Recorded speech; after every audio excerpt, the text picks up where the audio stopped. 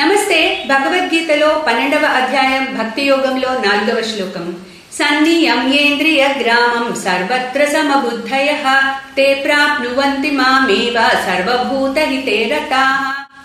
ముందు శ్లోకంలో భగవానుడు చెప్పారు, ఎవరైతే నా యొక్క 8 లక్షణాలు, నా తత్వాన్ని అట్లా ఆ విధంగా అర్థం చేసుకుంటారో వాళ్ళు కూడా నన్ను పొందుతారు అన్నారు. బట్ ఎట్లా పొందుతారో ఈ శ్లోకంలో చెప్తున్నారు. సో దానికి 3 లక్షణాలు చెప్తున్నారు. సన్నియమ్యేంద్రియ గ్రామం అంటే ఎవరైతే వాళ్ళ ఇంద్రియాలన్నిటినీ కూడా కంట్రోల్లో పెట్టుకుంటారో, అంటే మన జ్ఞానేంద్రియాలు, మనస్సు, బుద్ధి, సో వీటిని వాళ్ళ కంట్రోల్లో పెట్టుకుని సన్నియమ్యేంద్రియ గ్రామం సర్వత్ర సమబుద్ధయ, ఎల్లప్పుడూ సమబుద్ధితో ఉంటారు. అంటే ద్వంద్వాలు వదిలిపెట్టేస్తారు.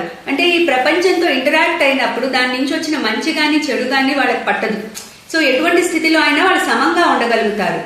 అట్లా అన్ని ఇంద్రియాలని కంట్రోల్ చేసుకుని సమబుద్ధితో ఉండి సర్వభూత హితేరతాః, సమస్త జీవులని కూడా వాళ్ళ యొక్క హితాన్ని కోరుతూ ఉంటారు. అంటే అందులో ఆనందిస్తారు. జీవుల యొక్క హితాల్లో వాళ్ళు ఆనందిస్తారు. అంటే ఏంటి, సమస్త ప్రపంచాన్ని కూడా వాళ్ళ ఆత్మస్వరూపంగా భావిస్తూ ఉంటారు. సో ఆత్మే అన్ని చోట్ల, పరమాత్మ అన్నిట్లో వ్యాపించి ఉన్నాడు. అన్నిట్లో ఉన్నది ఆత్మే, నాలో ఉన్నది ఆత్మే, వాళ్ళలో ఉన్నది ఆత్మే అనే భావనతో వాళ్ళు ఉంటారు.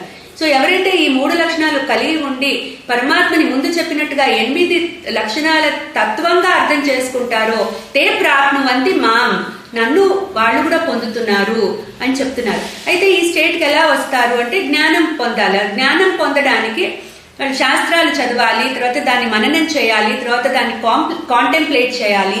ఆ విధంగా వాళ్ళ సాధన చేసినప్పుడు ఈ స్టేట్కి వచ్చి జ్ఞానం ద్వారా పరమాత్మతో ఏకీభావ స్థితిని పొందుతారు.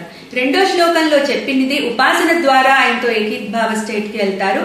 ఇక్కడ చెప్తున్నది జ్ఞానం ద్వారా వెళ్తారు. క్లీం కృష్ణాయ నమః.